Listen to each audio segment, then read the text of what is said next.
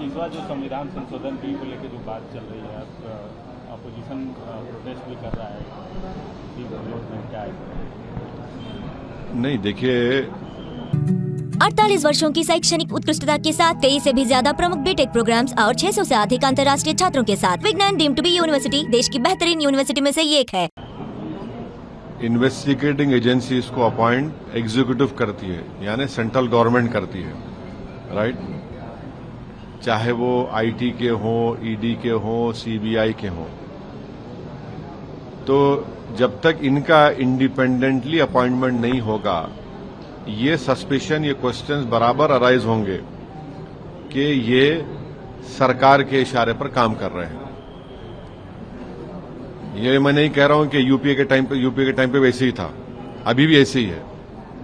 हमारी police force को देख लीजिए आप, एक एसआई के पोस्टिंग से लेकर डीजीपी तक हर पॉलिटिशियन के रिकमेंडेशन पे या तो उसकी कास्ट के ग्राउंड पे होता है या रिलीजन ग्राउंड पे होता है। तीसरी बात यह कि हमने संविधान में यह कहा है कि president of India will be guided by the aid and advice of the council of ministers. ये आर्टिकल है संविधान में। ये प्रपोज बिल ये कह रहा है कि प्रेसिडेंट प्राइम मिनिस्टर को हटा सकता है। कैसा? ये तो क्लैश हो रहा है ना उस आर्टिकल से। दूसरी बात यह है कि अब रियलिटी को एक्सेप्ट करिए, कोई प्रेसिडेंट प्राइम मिनिस्टर को रिजाइन करवा सकेगा? बताइए आप। अगर आप हिस्ट्री में देखेंगे तो पीवी नरसिम्हा राव को कोर्ट के ऑर्डर के ऊपर एक इन्वेस्टिगेशन सामने जाना पड़ा, मगर रिजाइन नहीं किया वो।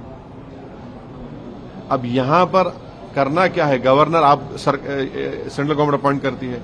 गवर्नर अगर के राज में सिर्फ 4 या 5 मिनिस्टर्स को आप अरेस्ट कर लीजिए, सरकार गिर गई, सरकार बचेगी नहीं ना।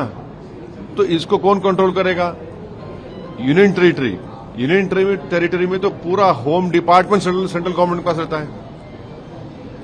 पूरा होम डिपार्टमेंट जो वो तो सेंट्रल गवर्नमेंट के पास रहता है, चाहे वो पुडुचेरी हो, दिल्ली हो, अब आप जेएनके ले लीजिए।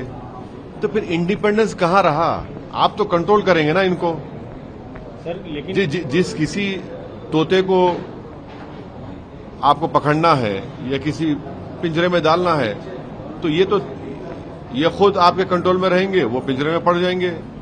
सिर्फ 4 या 5 मिनिस्टर को पकड़ लीजिए, गया गवर्नमेंट चले गई, सरकार चले गई। लेकिन तो नहीं, सुनिए, आप इन तमाम चीजों को इंडिपेंडेंट कर दीजिए, जिसमें कोई सरकार का रोल नहीं रहेगा। उंगली नहीं उठेगी ना आप पे। अगर आप वाकई में मोरालिटी की बात कर रहे हैं, तो जब मोरालिटी की बात कर रहे हैं तो ये भी कानून डाल दीजिए कि जिस किसी को पकड़ा जाएगा वो सेंट्रल गवर्नमेंट के पार्टी में शामिल नहीं होगा। डाल दीजिए आप। इसको क्यों नहीं डालते आप? ये सब चीजें करिए ना।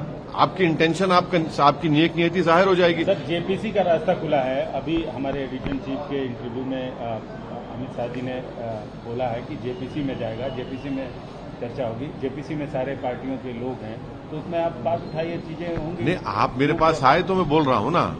पार्लियामेंट में हमने ये कहा, जेपीसी में नहीं मालूम मैं मेंबर बन पाऊंगा नहीं बन पाऊंगा। स्पीकर साहब से हम रिक्वेस्ट करेंगे, हमको बनाइए, हम ये रखेंगे। मगर जेपीसी में जाएगा जरूर। वो तो लिखा हुआ था एजेंडे में कि इसको पार्लियामेंट की कमेटी को रेफर किया जाएगा। मगर ये जो हमारे एप्रीहेंशंस हैं, इसका क्या होगा बताइए? उसका क्या करेंगे आप? भाई महाराष्ट्र में क्या हुआ?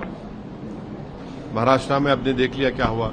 हमारे एमएलएस को तोड़ दिया गया। बिहार में 4 एमएलएस चले गए। फिर आप कर्नाटका में क्या हुआ? हर जगह ऐसे ही हो रहा है। आप इंडिपेंडेंट इन्वेस्टिगेटिंग एजेंसीज को इंडिपेंडेंट कर दीजिए। इसमें कोई सरकार का रोल नहीं होगा, उनके अपॉइंटमेंट में, पुलिस फोर्स में नहीं होगा। इंडिपेंडेंट कर दीजिए ना। भाई कॉन्स्टिट्यूशनल मोरालिटी इसमें नहीं आती क्या? फिर बताइए आप। इसमें भी आना चाहिए कॉन्स्टिट्यूशनल मोरालिटी। तो अब आप यूएपीए में डाल देंगे किसी को, यूएपीए लगा दिए। बीएनडबलएस के और पीएमएलए के कई सेक्शंस हैं, आप डाल दीजिए। आराम से बैठिए। 30 दिन नहीं, 3 महीने बेल नहीं होगी।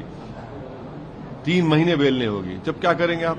अच्छा, आपको केस लगाने की जरूरत, डिटेन कर लीजिए आप। डिटेन के पावर्स हमारे हमने BNSS में है, BNS में है, डिटेन कर लिए 30 दिन, चला गया वो। ये बात समझने की जरूरत है। सर SIR का मुद्दा अभी भी चंद्रबाबू नायडू हो या फिर बाकी जिस तरीके से दिल्ली गिरफ्तारियां भी हुई और काफी लंबे समय तक भी वो भी जेल में रहे, आपको क्या लगता है कि उनकी नहीं, अगर चंद्रबाबू नायडू को आज पकड़ लिए, जैसा जगन के दौर में उनको पकड़ा गया था, तो मुख्यमंत्री नहीं रहेंगे ना। अच्छा, वो केस आज भी उनके ऊपर है, वो केस चल रहा है। अगर फर्ज करिए उनकी बेल कैंसिल हो गई और वो 30 दिन जेल में रहे तो क्या होगा? नायडू जी तो चले गए, टाटा बाय बाय हो गए वो। तो ये चीजें हैं ना, ये प्रैक्टिकल चीजें हैं। भाई आप ये बताइए कि कोई चीफ मिनिस्टर जनता को जवाब दे रहेगा या इन्वेस्टिगेशन एजेंसी जवाब दे रहेगा? मेरी जवाबदेही जनता से रहेगी। और ये theory of separation of powers का ग्रेव वायलेशन है। एग्जीक्यूटिव चाहता है कि लेजिस्लेचर कंट्रोल करे। देखिए, अगर कोई मुख्यमंत्री है तो मुख्यमंत्री को या तो प्रधानमंत्री प्रेसिडेंट रूल लगा सकते या फिर उस विधानसभा में नो कॉन्फिडेंस मोशन से हटा सकते आप। यहां तो एग्जीक्यूटिव एजेंसीज कर देंगे काम, नो कॉन्फिडेंस की भी जरूरत नहीं है, प्रेसिडेंशियल प्रोमोगेशन की भी जरूरत नहीं है। तो ये अनइलेक्टेड डिक्टेटरशिप हो जाएगी, फिर ये तो पोलिस स्टेट बन जाएगा। इसीलिए मैंने पहले कहा, आज भी कह रहा हूं, ये हमको याद दिलाता है 1933 में जब गेस्टापो बना था, पुलिस स्टेट हो जाएगा पूरा। अगर कोई मुख्यमंत्री अगर किसी अधिकारी से कहेगा कि भाई आप हमारी ये गारंटीज है, कुछ है, हमने जनता को प्रॉमिस किया, वो नहीं करेगा, बोले आप कौन होते? तो फिर मेरी जवाबदेही किसको है? चीफ मिनिस्टर और मिनिस्टर जवाबदेही जनता को नहीं चाहिए। Theory of separation of powers का वायलेशन है, ये डेमोक्रेसी को अंडरमाइन करता है। तो इसलिए हम इस बिल्स की मुखालिफत की। सर SIR का मुद्दा अभी भी है, चुनाव बिहार में चुनाव होने वाले हैं, आपकी पार्टी। देखिए, मीडिया ने इस बात को रिपोर्ट किया कि 2002-03 में जब 7 प्रदेशों में उस वक्त SIR election commission of India ने करवाया था, वो 243 डेज तक चला। आज का SIR सिर्फ 97 डेज, आप समझ लीजिए। और दूसरा क्या है कि वो उसमें कोई सिटीजनशिप का प्रूफ नहीं पूछा गया उन लोगों को जिनका ऑलरेडी नाम वोटर लिस्ट में है। तीसरा, उसमें एपिक कार्ड्स को बड़ी सेंट्रलिटी दी गई थी। आज आप इस पूरी एक्सरसाइज को सिर्फ 97 डेज में कर रहे हैं। यही इलेक्शन कमीशन ने 2002-03 में, और आज आप 11 डॉक्यूमेंट पूछ रहे हैं, जब तो कुछ नहीं पूछा आपने। कैसे होगा बताइए? और आखिरी बात, नाम जिन लोगों के नाम नहीं आए, ठीक है, पॉलिटिकल पार्टीज चेक करेंगे, मगर पूरी जिम्मेदारी तो ECI की है ना। एक्सरसाइज तो ECI कर रहा है। और हमको इस बात का पूरा एप्रीहेंशन है, बल्कि यकीन है, क्योंकि इलेक्शन कमीशन के जो आप उनके डॉक्यूमेंट्स मेमोज देखेंगे, उन्होंने कह दिया BLOs को कि अगर आप 3 मरतबा गए और वो नाम नहीं मिला आपको, तो AERO और ERO उस शख्स को फॉरेनर सिटीजनशिप एक्ट 1950 में आप उनको कॉम्पिटेंट अथॉरिटी को भिजा सकते। ECI का कोई मैंडेट नहीं है सिटीजनशिप चेक करने का, ये तो मिनिस्ट्री होम अफेयर्स का है। तो यही चीजें हमको परेशान कर रही हैं। सर, एक चीज, आप एक सियासतदान हैं, एक पार्टी के प्रेसिडेंट भी हैं और एक लॉ मेकर भी हैं। जिस तरीके से इलेक्शन कमीशन पे सवाल उठाया जा रहा है, निशाना भले ही केंद्र की सरकार है, नरेंद्र मोदी है, लेकिन जिस तरीके से इमेज को डाइल्यूट करने की कोशिश की जा रही है इलेक्शन कमीशन की, उसको आप कैसे देखते हैं? क्योंकि एक कॉन्स्टिट्यूशनल बॉडी है। और देखिए, मैं जितने आपके सवाल का जवाब दिया, मैं इलेक्शन कमीशन के सामने गया। हमारे अध्यक्ष बिहार के अख्तर इमान साहब सुप्रीम कोर्ट में एक पिटिशनर हैं। क्या हमने अपनी जबान से ऐसा कुछ कहा है? तो नहीं,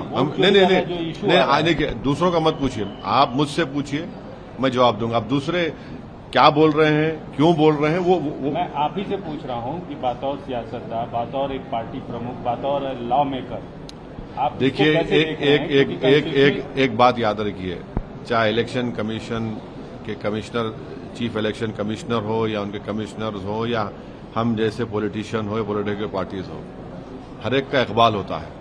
उस इकबाल को बरकरार रखने की जरूरत है। हर दो को, सिर्फ एक को नहीं, हर दो को अपना इकबाल बरकरार रखने की जरूरत है। सर, आप डिप्टी चीफ मिनिस्टर से मुलाकात की, क्या इशू था, क्या नहीं, देखिए, वो जो अनफॉर्चुनेट हादसा हुआ जिसमें 5 लोगों की जानें चले गई, जो गणेश की मूर्ति को लेकर जा रहे थे, उसके बाद गवर्नमेंट ने ये फैसला लिया कि जितने तार हैं इलेक्ट्रिक पोल्स को निकाल देंगे। फिर हाई कोर्ट में भी गए, हाई कोर्ट का भी कोई फैसला। हमने उनसे कहा कि सर, आप उनको थोड़ा टाइम दीजिए ताकि वो उस तमाम जो अनयूज केबल्स है उसको निकाल देंगे और हाइट 15 फीट पर रखेंगे। तो डिप्टी सीएम ने कहा कि हमने पहले 1 साल का टाइम दिया था, इन्होंने काम नहीं किया। तो हमने फिर से उनसे रिक्वेस्ट किया कि आप अब ये लोग जो टाइमलाइन आप देंगे, वो सब जिम्मेदार थे। उन्होंने कहा कि हम बिल्कुल उसको फॉलो करेंगे। उन्होंने ये भी कहा कि हमने मेन रोड पे लाइन्स को सही कर लिया, बाई लेन्स में और स्लम्स में हमको करना है। हमने डिप्टी सीएम साहब को बताया कि इसकी वजह से जो घर में बैठकर हमारी खवातीन महिलाएं काम करती हैं उनको बड़ी तकलीफ हो रही है, स्टूडेंट्स को तकलीफ हो रही है, ट्रेडर्स को तकलीफ हो रही है, बहुत से लोगों का कारोबार मुतासर हो रहा है। तो हमने कहा कि इन द लार्जर इंटरेस्ट, आप पब्लिक के लार्जर इंटरेस्ट में इनको एक आखिरी मर्तबा एक मौका दीजिए, टाइमलाइन दीजिए। तो उन्होंने कहा कि मैं पूछ के क्या कर सकता हूं, देखकर उस पर एक्शन लूंगा। सर जी, एक सवाल और, ये आरजेडी नेता जो है अब्दुल बारी सिद्दीकी, उनकी तरफ से एक वादे बयान आया है कि हिंदू भाइयों को ज़्यादा समझाने की ज़रूरत नहीं है, सेक्युलरिज्म क्या है, संविधान क्या है।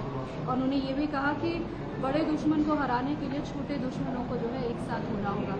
क्या इशारा उनकी तरफ से दिया जा रहा है छोटे दुश्मनों को एक साथ? नहीं, अब्दुल बारी साहब पिछला असेंबली चुनाव क्यों हार गए, वो बता दिए ना, बिहार की जनता को बता दें।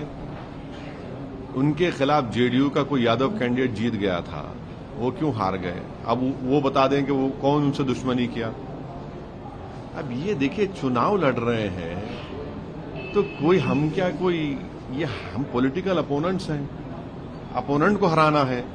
अब ये जो अब्दुल बारी एक सीनियर सियासतदान है, अब वही आपके सवाल का बेहतर तरीके से जवाब दे सकते हैं। उन्होंने तो एक मरतबा कह दिया था कि मैंने अपने बच्चे से कहा कि भारत को वापस मत आओ, कहा था ना उन्होंने कहा था ये बात। फिर ये भी कह रहे हैं, तो नहीं मालूम, वो बड़े अक्लमंद और पुराने सियासतदान हैं, वो आपके सवाल का अच्छे तरह जवाब दे पाएंगे। आपकी तरह स्पोर्ट्समैन भी है। हाँ, आपकी तरह स्पोर्ट्समैन। देखिए, स्पोर्ट्समैन होना अलग अलग है, स्पोर्ट्समैन स्पिरिट भी होना चाहिए। तो एक सवाल, ये राइटर बानू मुश्ताक जो है वो इनॉग्रेट करने वाले मैसूर, मेरे को नहीं मालूम इस बार।